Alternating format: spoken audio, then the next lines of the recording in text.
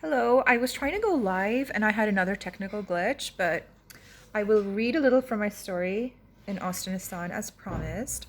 It's a collection of 7 stories. Mine is the last one.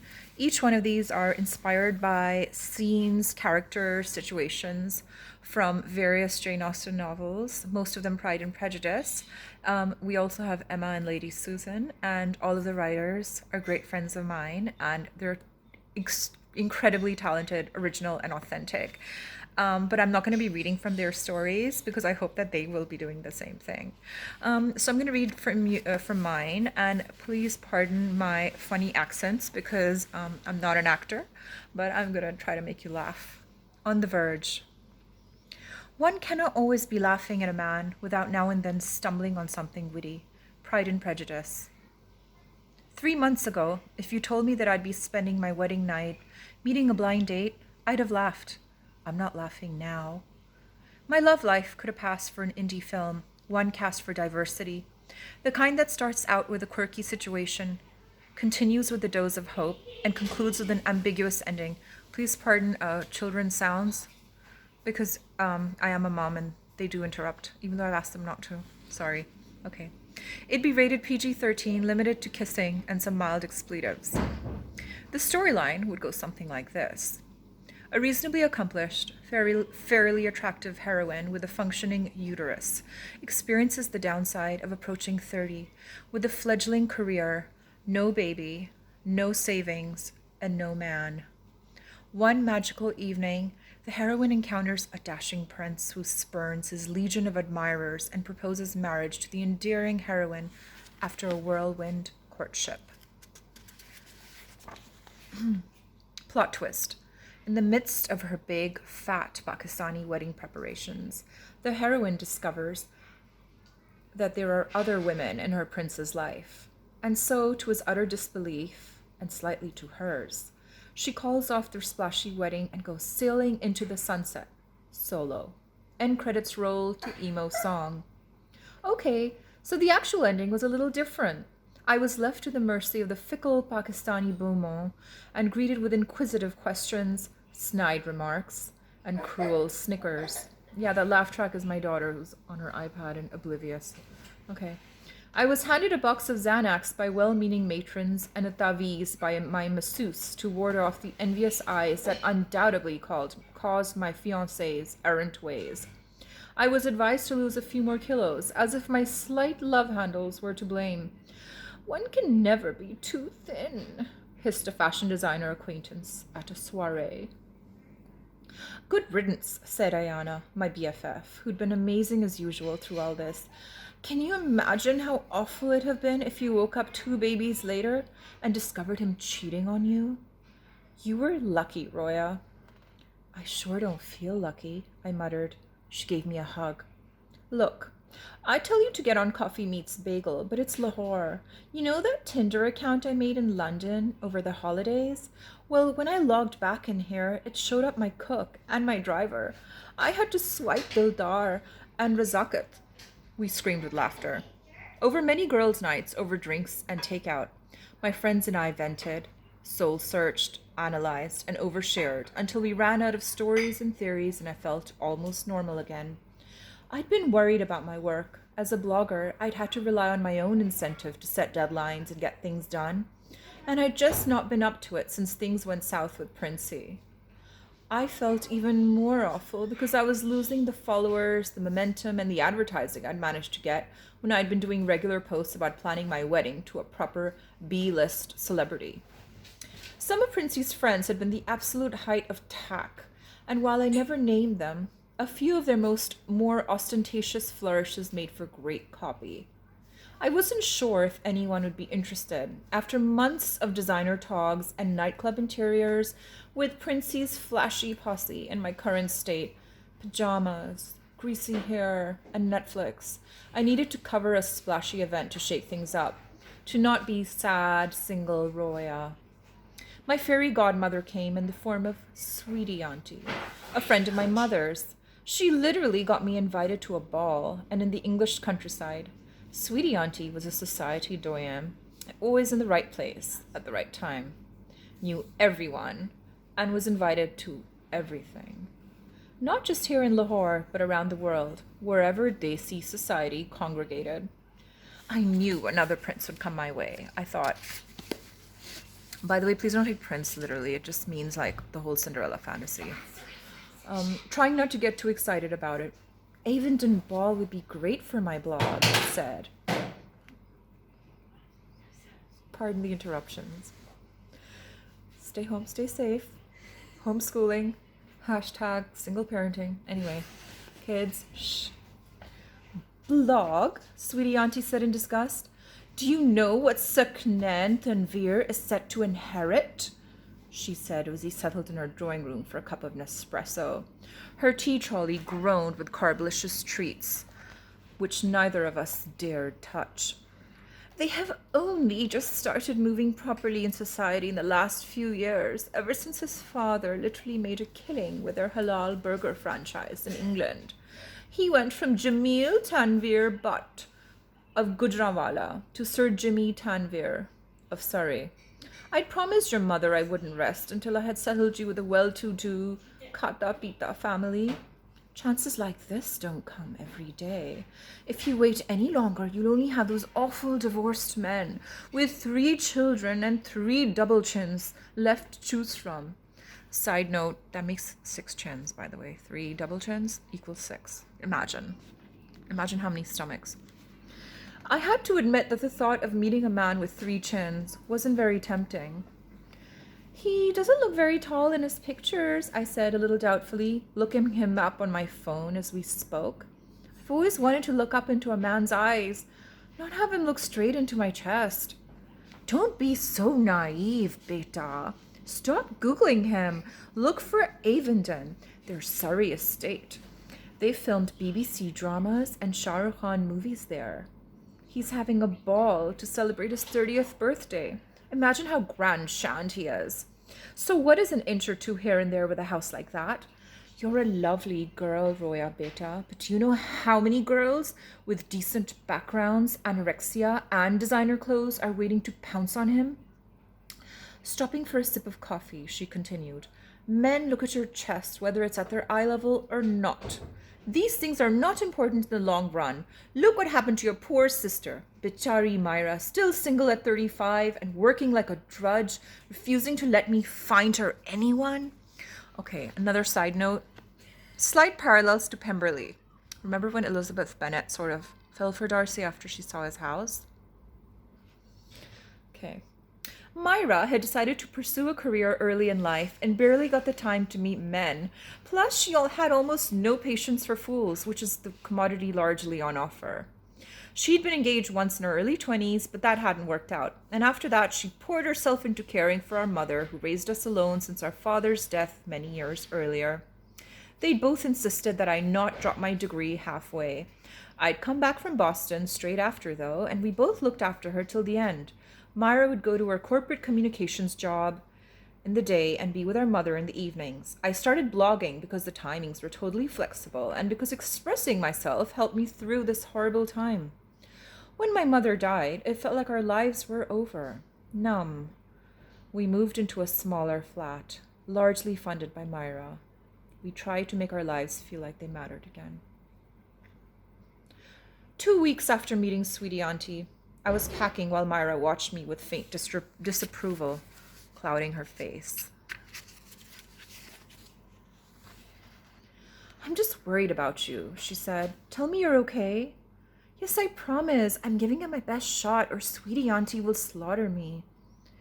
Are you sure you aren't running away from your feelings about Princey? Myra persisted. Do you really need to meet someone new this fast? It's only been a few months since you were engaged. I'm not going to meet someone, I lied. I'm going because this is a great work opportunity for me. Plus, what's wrong with a nice single millionaire, Myra? Myra hummed. She hadn't trusted Princey's bedazzled lifestyle either. By the way, side note, in my previous version, which was much longer, I had written the entire backstory about Princey, which I still have somewhere. If you're interested, I can even read it. My phone beeped. Can't wait to meet you. It was him again. He'd been texting me regularly since Sweetie Auntie told him about me. He was so much warmer than I'd hoped.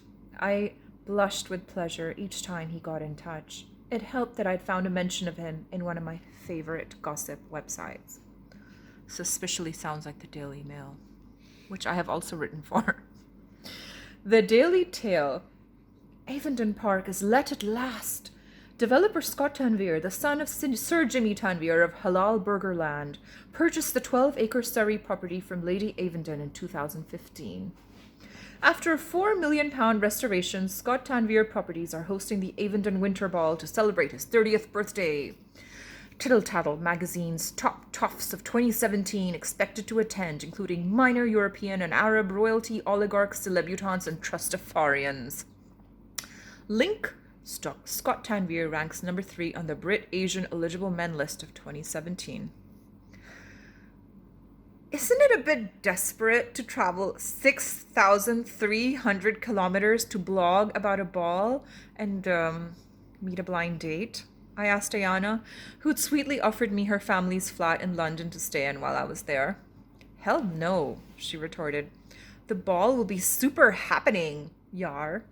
You know, I'd go with you if my cousin's engagement wasn't happening at the same time. I'd just go based on that invitation alone, she joked, referring to the beautiful gilt-edge, thick off-white card that had been couriered over, embossed with the words Avondon Park. A small note card accompanied the envelope with Scott Tanvir Properties, inscribed in silver. Handwritten in blue were the words, "Can't wait to meet you, Scott." I wonder, and please remember his name is actually Saknan Tanvir and his parents are from Gujranwala, okay? Like, please keep that in mind. The relatability factor. Right. I wondered how Princey would react if he knew that I was being introduced to Scott. I could just imagine him curling his lip with disgust, jealousy, indifference. Jealousy, I hoped, though I figured I'd never know, one way or another. Again, the backstory is missing, but you can guess. I headed straight for Ayana's flat in St. John's Wood from Heathrow. The key was waiting for me with the doorman. I deposited my luggage in the tiny flat decorated in dove gray and cream. She doesn't waste much time. Another side note. Took a shower, and though still exhausted from the flight, left for the salon appointment I'd booked before my departure. Another side note, this is not my story. Just to be clear, this is not me. Okay. I felt a lot better after a double espresso and a sleek blow-dry. My styled hair fell in pretty layers that swished as I walked back to the flat to get ready for the ball. I shook out a shimmering dress from my suitcase. It had been part of my trousseau.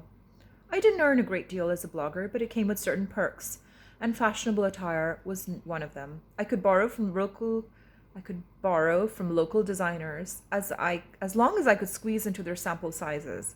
Luckily, I was the right height too. Because they knew I was sure to get photographed, I could also order customized style at a fraction of the prices quoted to the shopping mad wives of Faisalabadi industrialists.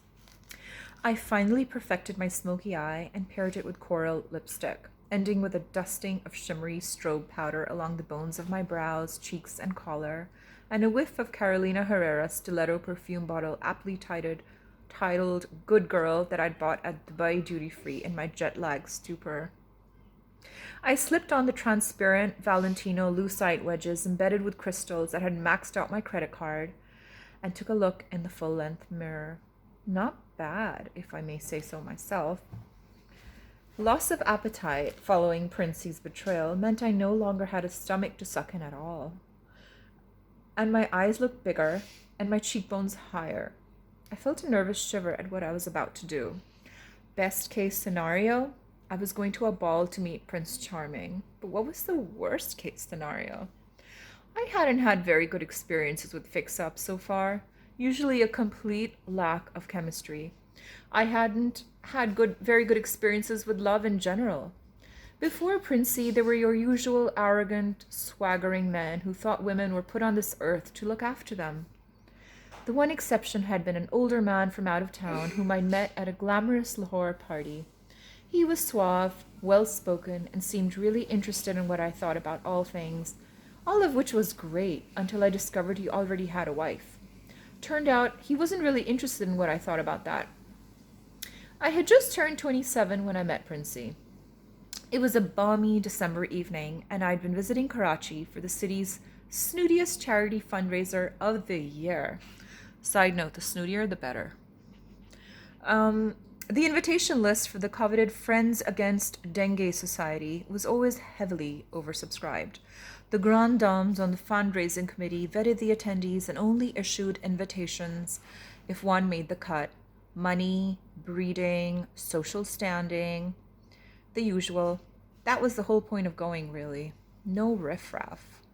And friends from all over the world. An unmarried man at such an event came pre approved. This is intentionally snooty, so please don't judge me. Okay. I had. Thank you, laugh track. Please keep quiet. I had gone with Ayana, and we were staying with my college roommate and sister from another mister, Neha Dukanwala, who was wearing a slinky black cocktail dress with a cheeky bow on the derriere.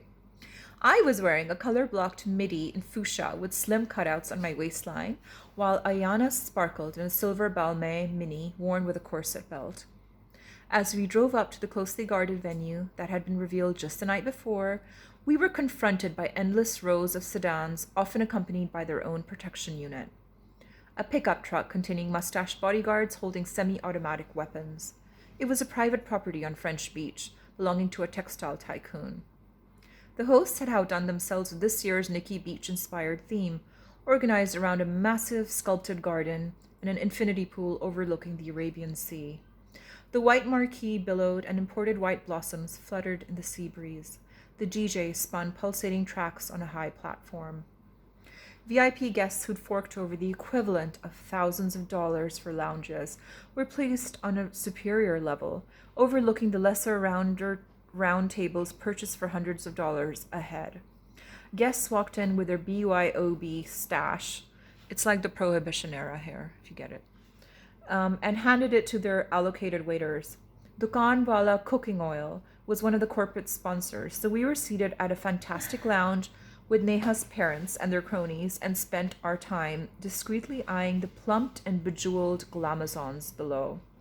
Mizzonis air-kissed poochies and cavallis, while Hervé Leger's sucked in sagging abdomens. Obscenely large solitaires dazzled on earlobes, throats, fingers, and wrists.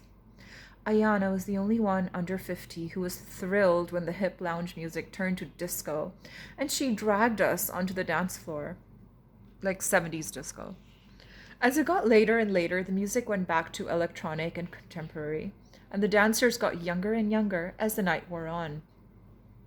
It was hard not to notice the attractive man in the lounge next to ours.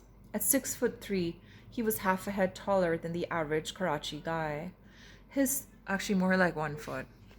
His chiseled face bore Slavic cheekbones. When he started speaking to me, I almost looked round to check he wasn't addressing someone else. But speak he did. Was he flirting? It seemed he was. My friends poked me and whispered his name. He was quite literally a Nawab Saab, with princely blood coursing through his veins. His khandan had moved to Karachi at partition, and then on to Dubai 15 years ago. Architectural Digest had covered their flashy Emirati villa, replete with designer decor and fleet of Skittles-hued sports cars. Princey was educated at Sandhurst, which had given him an attractive physique for life, followed by Cambridge. He was given a seat on the board of directors of the family firm. He had dated an assortment of unsuitable models. His mother, who dressed in head-to-toe Chanel, had been a Czech stewardess on British Airways when she had served Princey's father champagne in first class, and subsequently went from Stefania to Saima. I'd smiled that night and flirted along, my nerves allayed by the fact that someone like that couldn't possibly be seriously interested in me.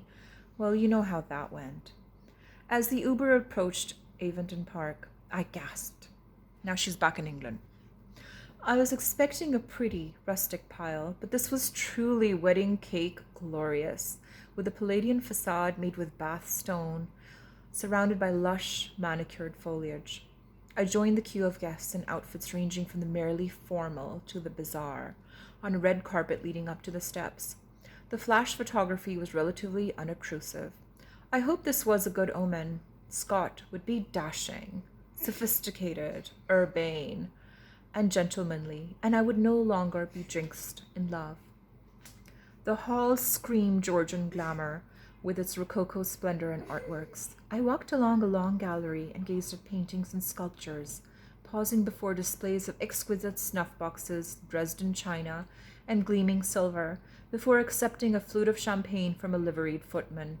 Reluctantly, I tore myself away from the gallery and entered the ballroom. With beautifully high ceilings amid a treasure trove of oil paintings and pillars of gilt and marble, guests twinkled among lustrous antique chandeliers, floral festoons, and silver candelabras, juxtaposed with modern chrome. Throngs of beautifully dressed tattler bystander types in dapper suits and glimmering gowns chattered. There were discernible Russian, Arab, and Indian cliques. The women were mostly stunning, but the same couldn't be said for a lot of the men accompanying them. Jowly things, averaging 60. A handsome man in a navy blue suit caught my eye and smiled at me. I smiled back and then blushed scarlet, making him laugh. I looked the other way, still flustered. I really couldn't be making eyes at strangers, with a setup with the heirs to this magnificent property in the works. Before I met you, I said, Inshallah. Okay, I'm not doing his accent properly. I'm not going to attempt it and embarrass myself. Let's start again. Before I met you, I said, Inshallah. Now that I've seen you, it's Mashallah, said an unfamiliar jocular voice. I swear people actually speak like this. They actually hit on people with Islamic terminology. I raised an eyebrow and turned to see a young Desi man dressed as a Victorian-era Raja. My eye immediately alighted on his strings of seed pearls fastened by a large ruby onto a garish silver wire embroidered sherwani. Oh, please let it be someone who merely resembled Scott, a master of ceremonies, perhaps? Oh, please don't let it be. No, it can't be. Roya? Hi there, I'm Scott. Welcome. It was Saknan. His eyeline was level with my neckline, which is where his eyes were focused. Thank you, Scott, I said, my heart sinking.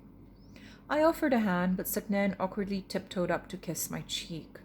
That's when I noticed a generous bald spot. Well, I guess if Prince William had one. You have an exquisite home, I said, folding my arms across my chest to encourage him to look up at my face. I'm so pleased I was able to be here tonight. Not half as pleased as I am, he replied. There'll be a Bhangra on soon, and I really want to dance with someone else, someone who can get the moves right instead of acting like they're screwing on a light bulb. A Bhangra at your ball? At Avondon Hall? I said, hoping the Gainsborough on the nearby wall wouldn't hear us. Absolutely. DJ Srilata is here. She's brilliant. Let me get you a drink. Without waiting for an answer, he beckoned a waitress who offered us a tray of mini test tubes filled with a green liquid that looked like kryptonite. Absinthe, he smirked. Bottoms up. I sipped at it gingerly, but it was vile. Blah. That's not how you down a shot, he said. Let me show you. No thank you, I said hurriedly. The last thing I wanted was for Sweetie Auntie to reprimand me for getting plastered and humiliating myself and my loved ones, aka Zalalat. I'd love some Perrier. Before the waitress could return with one, the thumping music began, and next thing I knew, he'd pulled me onto the dance floor and started gyrating to a Bollywood mashup with Taylor Swift. His hands lurked at the small of my waist as I tried to move away, while also desperately scanning the room. You couldn't walk 50 feet in London without running into a familiar Pakistani, but apparently this rule didn't apply in Surrey. I found myself locking eyes with the man in the navy blue suit again, speaking to an attractive woman in a backless dress, but looking directly at me with a smile in his eyes. With nowhere to... my goodness. Seriously, my kids are supposed to be sleeping right now. Can you please go to sleep? I actually dedicated this to the three of them. Good night. So where was I? Oh, yes. With nowhere to run, I had no choice but to dance with the one person I knew at the entire ball. The reason I was here. Scott danced with wild abandon. Is he reminding you of somebody by now from Pride and Prejudice? Hint, hint. All flailing limbs and comically unrestrained facial expressions. Ooh la la la, hey hey hey, he shouted along with the chorus, throwing in a pelvic thrust for good measure. I swayed, moving as little as possible, longing for this moment to end. He said something, but I couldn't hear him over the music. He reached a hand out to pull me closer to him. He said it again. I didn't hear it, but I nodded anyway, just so he'd let go of me. Could a magnificent estate make up for zero chemistry? The hope that it could flickered and died. I needed to get the hell out of here. I was thinking of an escape plan when Scott executed a Michael Jackson-esque spin and elbowed me right in the boobs. Please go to sleep, children. You're not supposed to be listening to this. I let out a wail and backed away, mouthing, "Excuse me." Once out of his reach, I practically ran off the dance floor and back onto terra firma. Again, this is not my story. And she's like trying to basically make a practical match. She had her heart broken by this very urbane guy who fell for her and pursued her. And she found out he was cheating on her. And she's trying to make a practical marriage, which I suppose some people would consider gold digger-ish. But remember, she does have a career of her own. And I don't know. Yeah, she is a little materialistic as the story starts. And then she kind of changes. She learns. Looking around to make sure Scott hadn't followed me into the paneled hall, I took a deep breath. The setup had been a disaster, but I could still take some notes and blog the party. I could make my return to writing, if not dating. You and Scott make such a handsome couple, a deep voice said. I looked up, horrified. It was the man in the navy suit. Okay, side note, a lot of people have asked me, who is this guy? I'm like, he doesn't exist. He's not real. They're like, no, you're lying. He's somebody real. All of them are somebody real. Like, they're not. This is called fiction, okay? But looks-wise, maybe a mix of Prince Carl from Sweden / Richard Madden from The Bodyguard. From up close, I could see that he had classic Hollywood matinee idol features, a straight nose, melting hazel eyes, full lips, and a rather attractive cleft in his chin. His lustrous dark brown hair was flecked with gray, and I could just catch a hint of a subtle, spicy cologne. Tell me, what most drew you to him? His dance moves, or his reserved demeanor? He gave me a crooked grin. And that's good, he's funny. I was about to explain till I felt sudden rage. Rage at having made this journey. Rage at Scott for being a total moron. Rage at this being how I was spending my wedding day. And rage at a complete stranger, albeit a really sexy one, judging me for dancing with his host. How dare he judge, right?